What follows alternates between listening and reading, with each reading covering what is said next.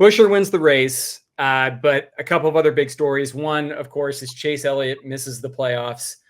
He was in it, though, KP. I mean, he had his chances the final run of this race. He lamented the final yellow. I think he feels like if the pre-crash doesn't happen, he thinks he might be able to outwit Harvick and win the race. But then after the final restart, when Keselowski and Buescher were kind of making their magic happen, it seemed like, I don't know if you thought this, but not just for Chase, but for Harvick, for Almirola, it seemed like everybody else was like one beat off of where they should have been in terms of like making the right move at the right time. And Chase being maybe the most vivid example of that. Yeah. So here, and that's a great point, because I felt in those final laps that Buescher, and from the time that they pushed Buescher to the front, from the time Brad and Buescher hooked up, it is, in my mind, they took control of the race. And from that moment on, everyone else reacted to them.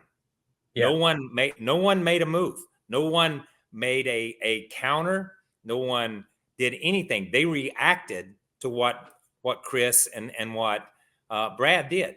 And I'm going to go back in time. It's reminiscent of when everybody used to race against Earnhardt and think that he could see the air. And so everybody reacted to wherever Earnhardt went. You know what I mean? Nobody tried to do anything different. You just reacted. So it made it look like he was here and everybody else was here. And last night, that's what it looked like. They were here and everybody else was reacting. I think Chase, they put themselves in a good position at the end of the race.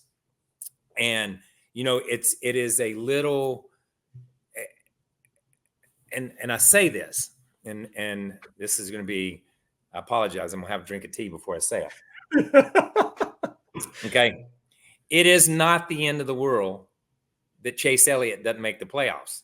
And I'm about fed up to my brown eyeballs about, well, what's Chase going to do this week? Well, what's Chase going to do this week? You know what? There's 35 other guys out there that drive race cars trying to do exactly the same thing. We talk about him because he's the most popular driver. So since he's the cool kid in school and the most popular driver, then we have to elevate him to a different place. But in the end, he's just another race car driver. There's just another one of Rick's teams. Rick has 4 incredible drivers, 4 incredible teams.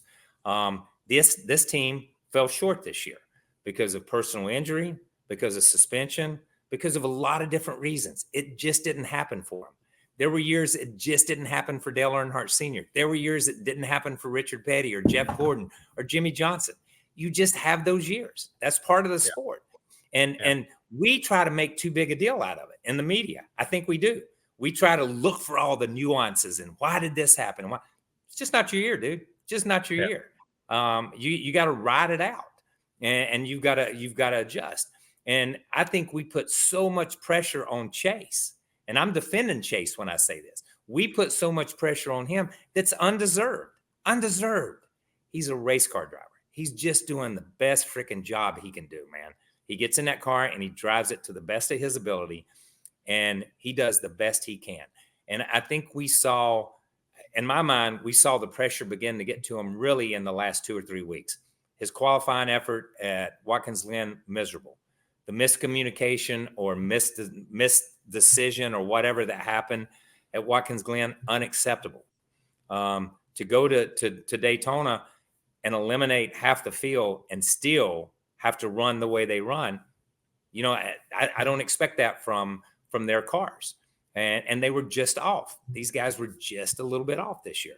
So chalk it up to that and move on down the road, because Chase is a champion. Chase is a great race car driver, and Chase is going to continue to move the Hendrick organization forward. This is a blip on a radar screen. This is a small thing, but I think we tried to build it up and build it up and build it up until it was between him and Bubba. I don't know how either one of them got out of bed in the morning after watching the media and listening to us talk, because it was crippling pressure, crippling anxiety. And we were projecting all of our hopes and dreams on them. Hi, I'm Parker Kligerman. For more access like this from Pit Road, be sure to click and subscribe to the Motorsports on NBC YouTube channel.